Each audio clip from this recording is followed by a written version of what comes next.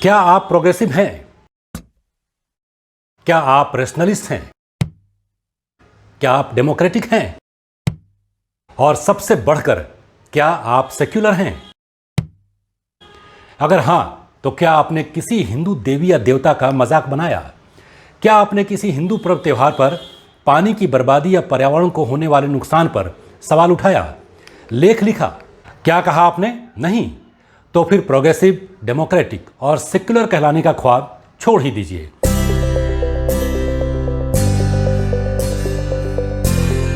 अगर आपको मेरा वीडियो पसंद आए तो इसको लाइक कीजिए और मेरे चैनल को सब्सक्राइब कीजिए और बेल आइकन को भी जरूर दबाइए।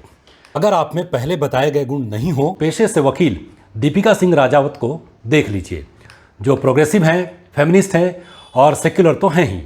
सो जब पूरा देश एक दूसरे को दशहरा और दुर्गा पूजा की बधाई और शुभकामनाएं दे रहा था, इन्होंने दुर्गा पूजा को लेकर एक तस्वीर ट्वीट कर दिया। इस ट्वीट को लेकर कुछ नॉन प्रोग्रेसिव टाइप लोग नाराज हो गए। ट्विटर पर यह ट्रेंड करने लगा। राजावत के घर के बाहर यही लोग इकट्ठा हो गए और उनके विरोध में नारे लगाने लगे। तुरंत दीपिका सिंह ने विक्टिम कार्ड खेला और ट्वीट भी कर दिया। खैर, प्रदर्शन कर रहे लोग वहां से नारे वारे लगाकर हट गए। अब ये फ्रांस तो है नहीं जहां चार्ली हेब्दो वालों को जन्नत की सैर करवा दी गई।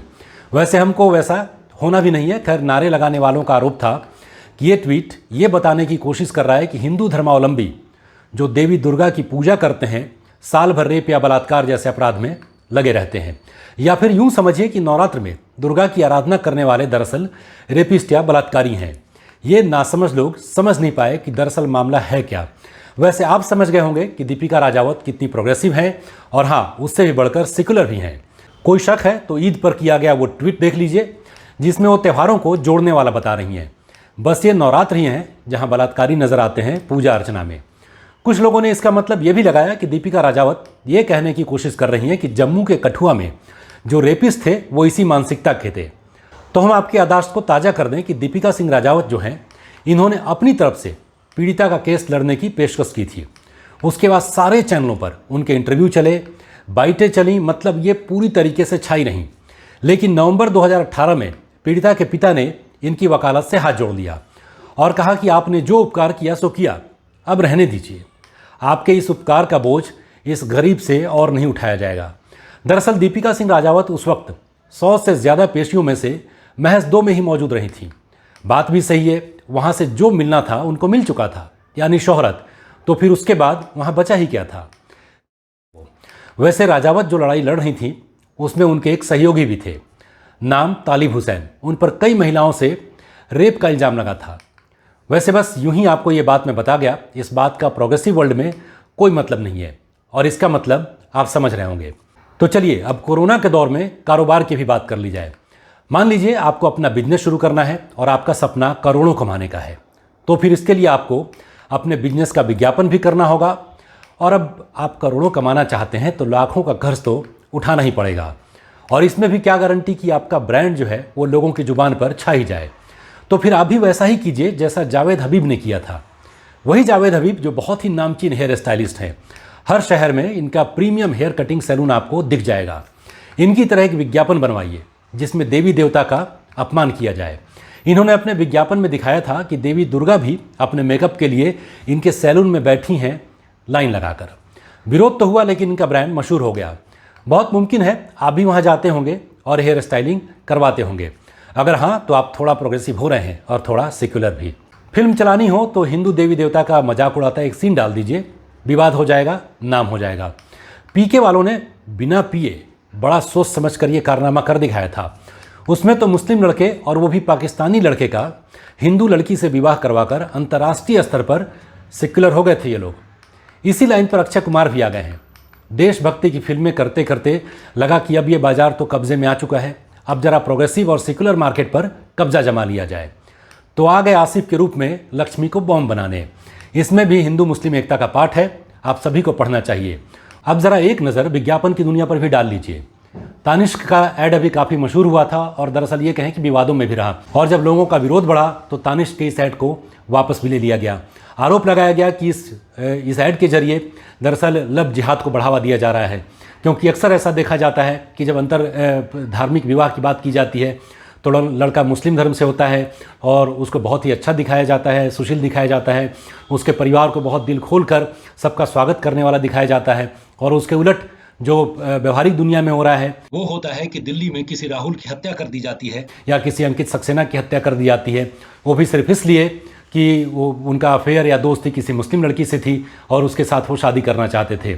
इन्हीं बातों को लेकर बहुत सारे लोग ऐसे हैं जिनका ताल्लुक हिंदू समाज से है, उनका विरोध होता है ऐसी बातों से और उनका मानना है कि हमारे देव देवताओं का मजाक उड़ाना, हमारी परंपराओं का मजाक उड़ाना और हमको नीचा दिखाना ये एक सोची समझी साजिश का नतीजा है और कई बार इसका इस्तेमाल पैसे कमाने के लिए और मशहूर होने के लिए भी किया जाता है।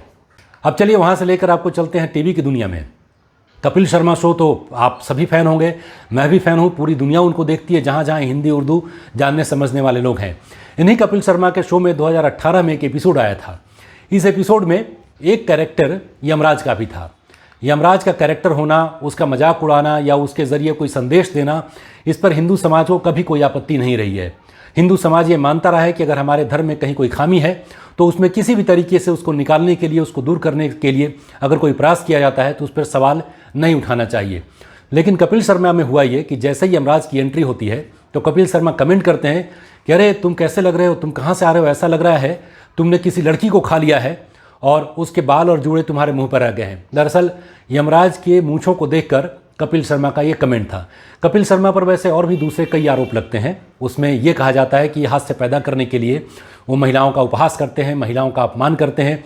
ये भी एक बहुत ही अहम मुद्दा है और सबसे गौर करने वाली बात ये होती है कि हंसी मजाक में की गई ये बातें हमारे जहन में बैठ जाती हैं और अगर हम इस पर हंसते हैं तो इसका मतलब अपनी स्वीकृति दे देते हैं और उसके बाद जब कभी हमारे रीति रिवाजों का, हिंदू देवी देवताओं का या महिलाओं का अपमान किया जाता है तो हम भी उसको ऐसे ही जाने देते हैं बिना किसी विरोध के।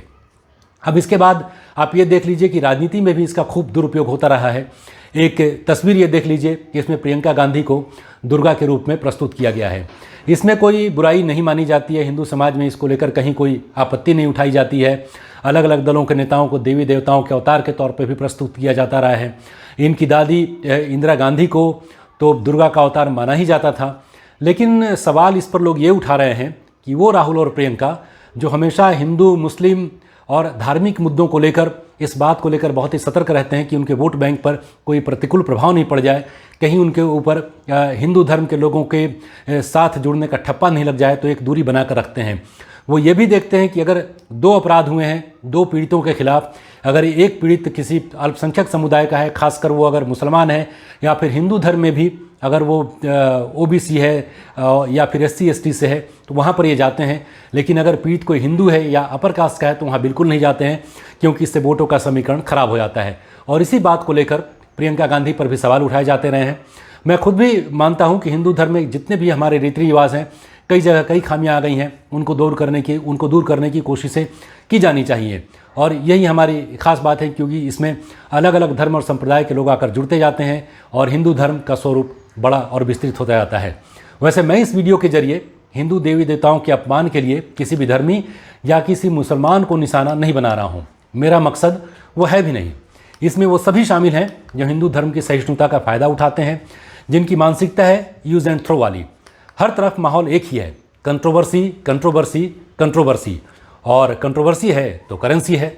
तो अगर आपको ये वीडियो पसंद आया हो तो मेरे इस वीडियो को लाइक करें, मेरे चैनल को सब्सक्राइब करें।